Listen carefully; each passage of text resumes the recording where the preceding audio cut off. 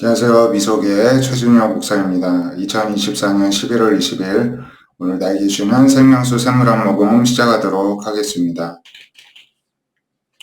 스가랴 12장에 보시면요. 스가랴 선지자는 원래 1차 포로 기한 때 귀환을 하여서 학계 선지자와 함께 성전 재건 사업을 하나님의 은혜로 성령의 능력으로만 감당할 수 있다. 이제 백성들에게 하나님의 말씀을 전하고 또 격려하고 또 믿음을 북돋아 주었던 선지자인데요. 8장까지는 그런 사역에 대한 이제 말씀이 기록되었고, 이제 9장부터 14장까지는 앞으로 장래 메시아가 올 예수님께서 오신다는 그런 예언에 대한 메시지가 담겨져 있는데요. 그 가운데 12장에서는 이스라엘에 관한 하나님의 말씀이다. 하나님 여호와고 하늘 펴시며 땅에 터를 세우시며 사람 안에 심령을 지으시니가 말씀하셨다 하면서 하나님의 예언을 전합니다. 보라 내가 예루살렘으로 그 살면 모든 민족에게 취하게 하는 잔이 되게 할 것이다. 예루살렘이 여호사일 때에 유다에까지 이르리라. 그날에 내가 예루살렘을 모든 민족에게 무거운 돌이 되게 하겠다. 그것을 드는 모든 자는 크게 상할 것이다. 천하만국이 그것을 치려고 모이리라. 그동안에는 약한 민족, 약한 나라로서 주변의 강대국한테 많이 휘둘렸던, 어려움을 겪었던 이스라엘, 예루살렘에게 하나님께서 오히려 힘을 실어주셔서 오히려 천하만국의 모든 백성이 취하게 되고 또 무거운 돌처럼 느끼는 날이 오게 된다는 것입니다. 그날에 내가 모든 말을 쳐서 놀라게 하고 그 탄자를 쳐서 미치게 하되 유다 족속은 내가 돌볼 것이다. 모든 민족의 말을 쳐서 눈이 멀게 하리라. 그러니까 이거는 이제 예수님 이제 오실 때 예수님께서 이제 초림 처음에 2000년 전에 오셨을 뿐만 아니라 그 후에 또 재림에 대한 내용까지도 이제 나아가는 이야기들인데요. 모든 민족 가운데 환란이 있지만은 유다 족속은 내가 돌보겠다.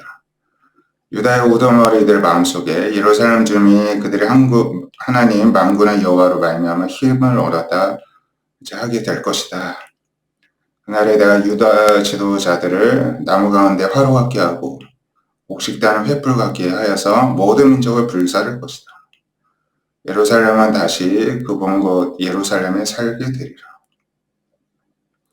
어떤 이스라엘의 어떤 회복과 구원뿐만 아니라 모든 열방에 영향을 미치게 됨을 말씀을 하는데요. 이런 일이 역사 가운데 실제로는 없었죠. 하지만 영적으로는 있습니다. 바로 예수님으로 말미암아 온 세계 가운데 이 성령의 불을 다 붙이게 되었죠. 예수님께서 이 유다 족속 가운데 그 후손으로 이 땅에 오셨습니다. 그래서 여호와가 먼저 유다 장막을 구원하리니 다윗의 집의 영광과 예루살렘 주민의 영광이 유다보다 더하지 못하게 하리라. 그러니까 하나님은 예수님을 통하여서 영적으로 먼저 구원을 그들에게 허락을 하셨습니다. 그런데 이제 늘 육적으로만 이 말씀을 보려고 하니까 유대인들은 또 이제 혼란에 있을 수밖에 없는 것입니다.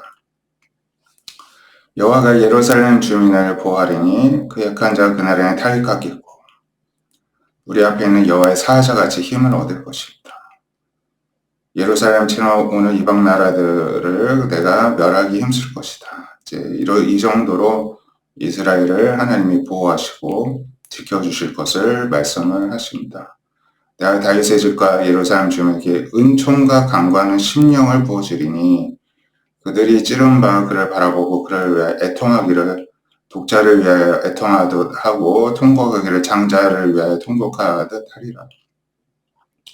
하나님께서 은총과 강구하는 심령을 부어주신다 말씀을 하는데 마치 오순절 성령 강림 사건을 떠오르게 합니다. 하나님께서 예수님이 오셨을지라도 제자들에게 성령이 임하지 않았는데 주님의 명령대로 예루살렘에서 계속 기도하면서 기다릴 때 성령이 부어졌죠.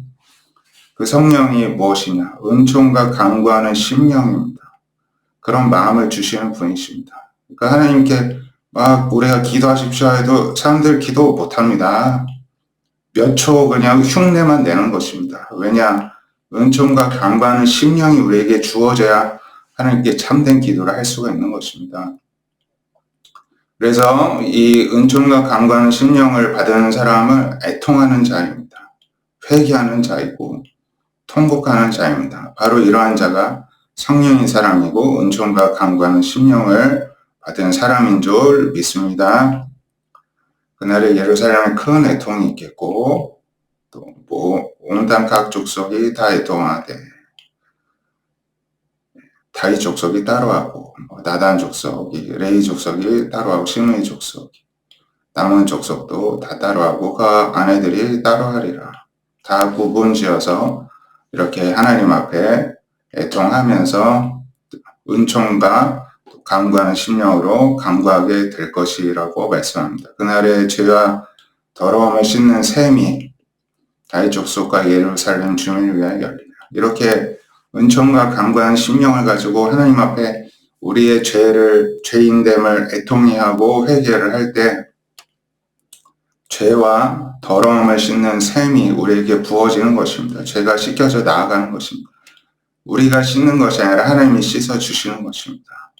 그러한 은혜가 날마다 저 여러분 가운데 있기를 바라고요. 마가복음 13장 9절에서는 예수님께서 너희는 스스로 조심하라. 너희를 사람들이 공에 넘겨주고 회당에서 매질하고 또 나로 말미암아 너희가 권력자들과 임금들 앞에 서리라. 그들에게 증거가 되려 함이라. 이 말씀대로 이루어졌죠. 예수님께서 부활 승천하시는 예수님 자신부터가 공에 넘겨지고 매질을 당하시고 또 임금들 앞에 서고 그리고 또 순교하셨죠. 희생을 당하셨습니다. 그 이후에 제자들 바울까지 다 이런 일을 당하였죠. 그들 앞에서 하나님을 부활하신 주님을 다 증거하고 증인으로서 증언을 하였습니다. 또 복음이 먼저 만국에 전파되어야 이제 종말이 온다 말씀합니다. 그래서 우리가 부지런히 만국의 복음을 전할 때 주님이 오실 날이 더욱더 가까워질 줄 믿습니다.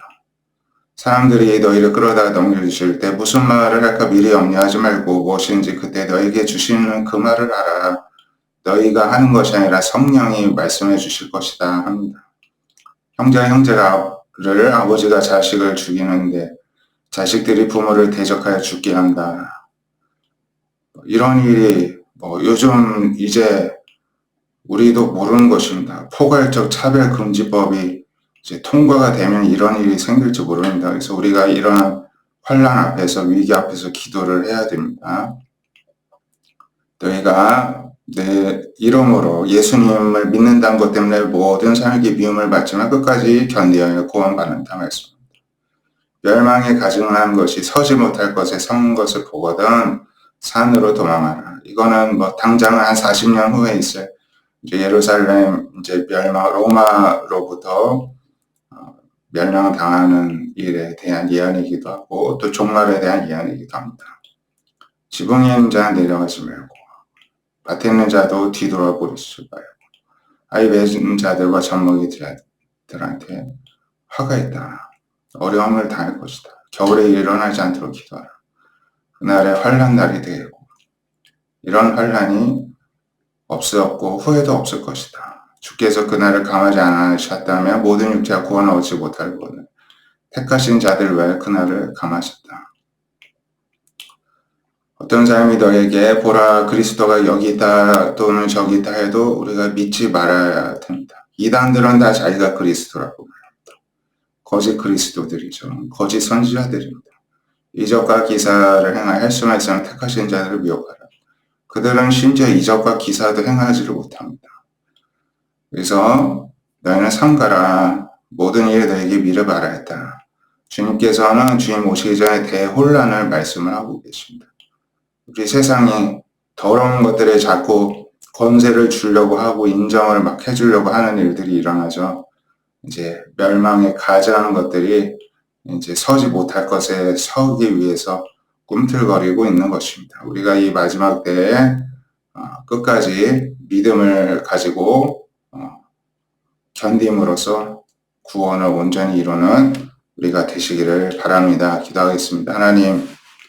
하나님께서는 택하신 자를 끝까지 지켜주시되 또 당할 환난에 대해서도 미리 경고하시고 늘 마음의 준비를 하게 하시고 늘 깨알게 해주셨습니다. 우리가 이 말씀을 마음에 담고 늘 잊지 않게 해주셔서 늘 우리들의 마음이 심령이 해이해지거나 느슨해지거나 뒤로 물러서지 않게 해주시고 늘 담대한 마음으로 표대를 향하여 하나님 나라를 위하여서 전진해 나가는 믿음의 용사들이 다 되게 하여 주시옵소서. 끝까지 견딜 수 있는 담대한 믿음을 우리 모든 성도에게 허락하여 주시옵소서.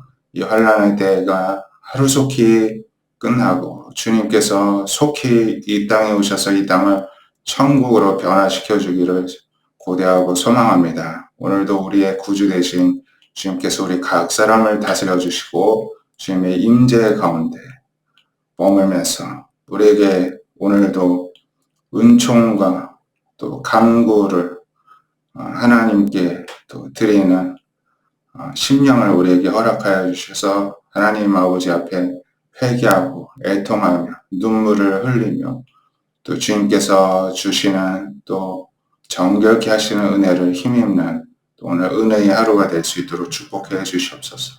오늘도 계속해서 달인의 기도를 우리가 계속 감당하고 있습니다.